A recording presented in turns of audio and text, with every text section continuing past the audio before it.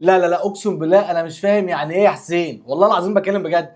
يعني ايه في اخر ثانيه في الماتش، اخر حاجه، اخر هجمه في الماتش كله، رايح 3 على 2، 3 على 2 يا جدع. يعني لو اي حد اجدع هياخد قرار، لازم يا هتسدد يا باصي. انت ولا عملت ده ولا عملت ده.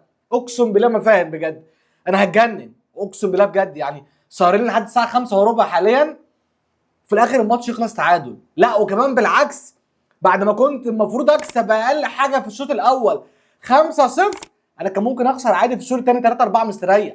والله بتكلم بجد. لولا الشناوي الكره الاخيره اللي شالها ديت، انا ما زلت مش قادر افهم.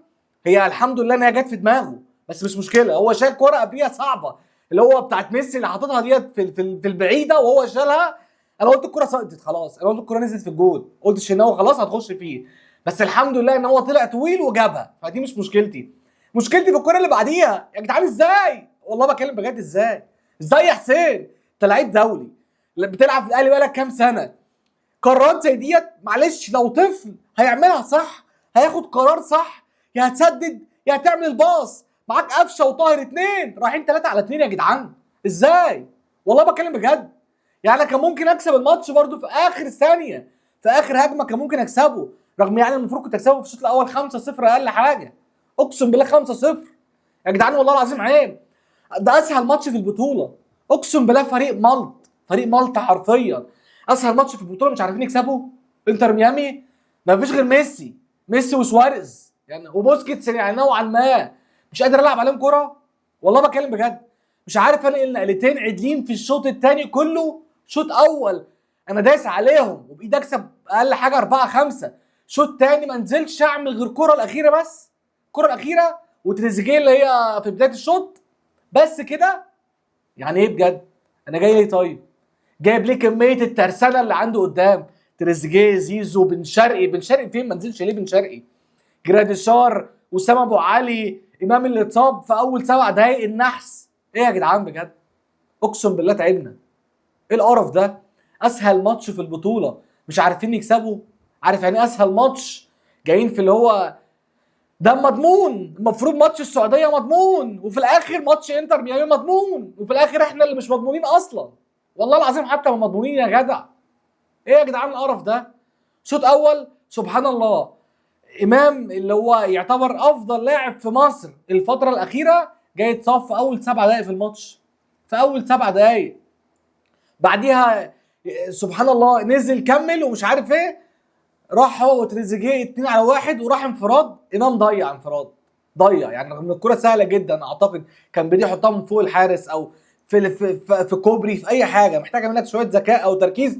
بس مش هنلوم على امام لان امام يعتبر كان قبلها اتصاب، فممكن الاصابه مش مخليه مركز. بس انا عايز اعرف اللي بعديها، كره تريزيجيه اللي بعديها، كره وسام ابو علي اللي بعديها، كره اشرف داري الهيد اللي بعديها، حمدي فتحي. ايه يا جدعان طيب؟ بعدها زيزو يجيب ضربه جزاء، تريزيجيه يخش يضيع. ليه تريزيجيه برضه يشوط؟ ليه تريزيجيه بيشوط؟ من امتى اصلا تريزيجيه بيشوط؟ يعني حتى كمان مع المنتخب هو مش من ضمن الخمسه اللي بيشوطوا. يعني اعتقد مع المنتخب صلاح رقم 1، زيزو 2، مصطفى محمد، مرموش 4، والخامس بيحطوا مدافع تقريبا حجازي او ربيعه او عبد المنعم. تريزيجيه ليه بيشوط؟ عندك زيزو احسن واحد في مصر كلها بيشوط، عندك وسام ابو علي اللي بيلعب فاولات اكيد مش هيعرف يشوط ضربات جزاء يعني. يعني ايه بجد؟ تعبتونا يا جدعان اقسم بالله. ماتش اتفه ماتش في البطوله مش عارفين يكسبوا. هنعمل ايه قدام بقى بالميراس او بورتو؟ يعني بورتو دايما فريق رخم وفريق بيناطح الفرق الكبيره في دوري ابطال اوروبا. احنا مش قدام فريق عواجيز وفريق معلش ما عندوش كوره ب 2 جنيه. اقسم بالله ما عندهم كوره ب 2 جنيه يا جدع، مش عارفين يكسبوا. ايه ده؟ ايه العته اللي احنا فيه ده بجد؟ شوط اول من 5-0 اقل حاجه اطلع فيه 0-0. شوط تاني ما عملتش هجمه واحده عدله واحد الله. ايه طيب؟ انا بجد مش عايز اجيب اللوم على المدرب، لان معلش في لعيبه اول مره تلعب مع بعضها فما فيش الكيمياء. عارف حته الكيمياء اللي هو الباص الواحد والاثنين والثلاثه؟ ما فيش، ما هو مش هيعمل دي. بس انا الحاجه الوحيده اللي عايز افهمها بجد، دور حمدي فتحي فين في الملعب؟ حمدي فتحي كان فين بجد طول ال 90 دقيقه؟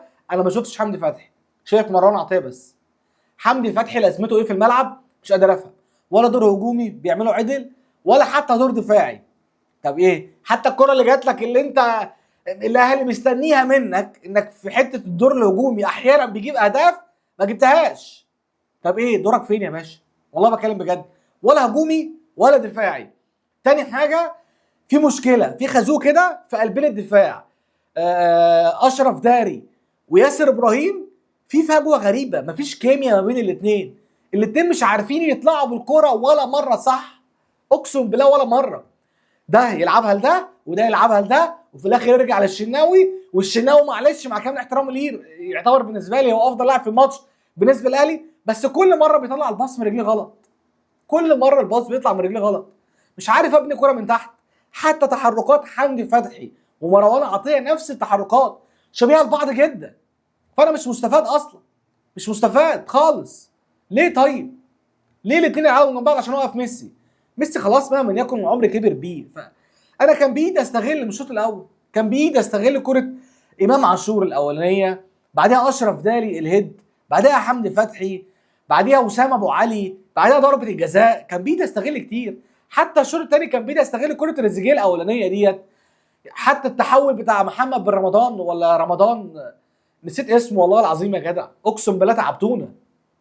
ايه يا جدعان؟ عارف اقسم بالله على قد ما انتر ميامي زي ما بقول لك كده فريق ملط حرفيا بجد. لو انت معلش لو بتلاعب فرق وسط الجدول عندنا في الايجيبشن ليج المكسح، هيعمل ماتش احسن من الاهلي كده في الشوط الثاني.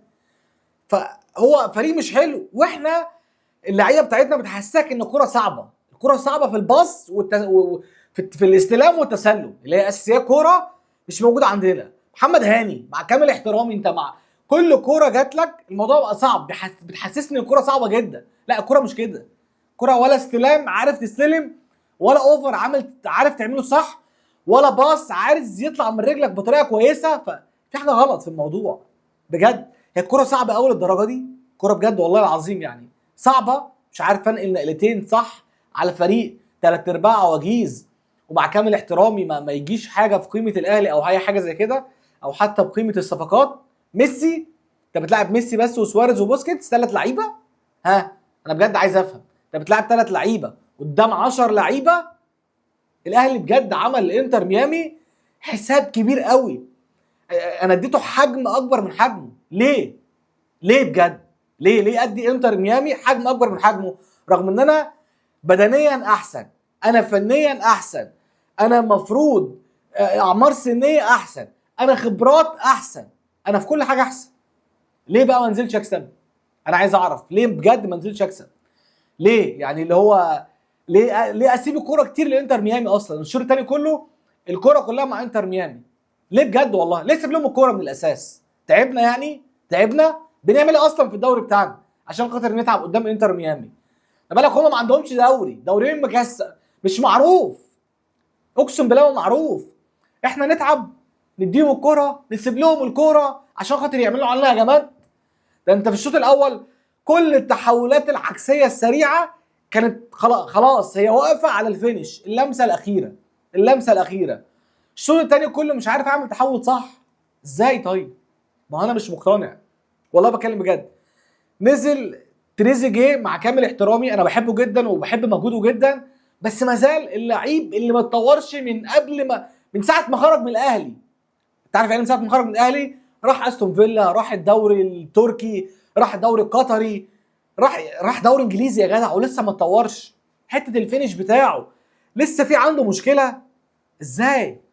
انت لعيب كبير ولعيب دولي وكل حاجه ومؤثر جدا مع منتخب مصر، لسه حته الفينش والانهاء بتاعك مش عارف تطوره من ساعتها؟ ازاي والله بتكلم بجد. حسام ابو علي يعتبر عمل شبه ماتش نوعا ما، ممكن نقول شويه زيزو فرق شويه. يكفي ان في اول ظهور ليه جايب لك ضربه جزاء مع كامل احترامي، وكان هو الافضل واحد في الملعب، كان ممكن يشوط هو او وسام ابو علي. بس ليه تريزيجيه ياخدها رغم ان كان في كادر جه؟ تريزيجيه بيشاور للمدرب بيقول له انا اللي اشوطها، انا المفروض انا، لان هو تقريبا المنفذ الاول لضربات الجزاء والكرات الثابته اللي هي محتاجه تسديد. فتريزيجيه خدها، فمش فاهم خدها ليه. حته بقى يعني مروان عطيه وحمدي فتحي بالرمضان يعتبر اول ماتش يلعبوا مع الاهلي بشبه، طبعا اول ماتش رسمي والكلام ده، بس تحركاته عجبتني، اللاعب الوحيد اللي عنده كوره في نص الملعب، كان هيفرق جدا مع امام جنب امام، بس للاسف اتصاب. فامام اتصاب فهو كمل، فنوعا ما اداك شكل شويه في الشوط الاول. الشوط الثاني هو مجهوده وقع بدنيا، وقع، فكان واضح جدا. ثنائيه حمدي فتحي ومروان عطيه انا بجد مش عايز اشوفها تاني بامانه، لان حمدي فتحي من ساعه ما طلع من الاهلي وبالنسبه لي هو مشطب كوره بجد. يعني ممكن اقول لك ابجريد مروان عطيه احسن من حمدي فتحي. مروان عطيه مجهوده احسن، كورته احسن، دوراناته بالكوره احسن بكتير، فعالياته على المرمى حتى نوعا ما بيروح، بيخليك تمسك كوره على الاقل. ثنائيه اشرف داري وياسر ابراهيم انا بجد مش عايز اشوفها تاني بجد، لان عامله لي ازمه. الا اشوف كوره في اخر الشوط الاولاني ولا في بدايه الشوط الثاني ياسر ابراهيم قلش واشرف داري تحسه سرحان، ففي حاجات كده غريبه. انت بتلاعب انتر ميامي، ما بتلعبش حتى بالميراس اللي لسه هتلعبه الماتش الجاي ولا بورتو. انت لما تقابل الفرقتين دول هتعمل ازاي؟ هتكسب ازاي؟ انا ما عرفتش اكسب انتر ميامي، والله بتكلم بجد. اعذروني لو طولت وردة فعل غريبه فحكم عليا، بس انا كان نفسي الاهلي يكسب ماتش زي ده، واعتقد ده اسهل ماتش للاهلي في البطوله كلها، او يمكن في تاريخ البطوله كلها لو الاهلي كمل تاني كل 4 سنين يعني، او حاجه زي كده. بس يعني السلام عليكم.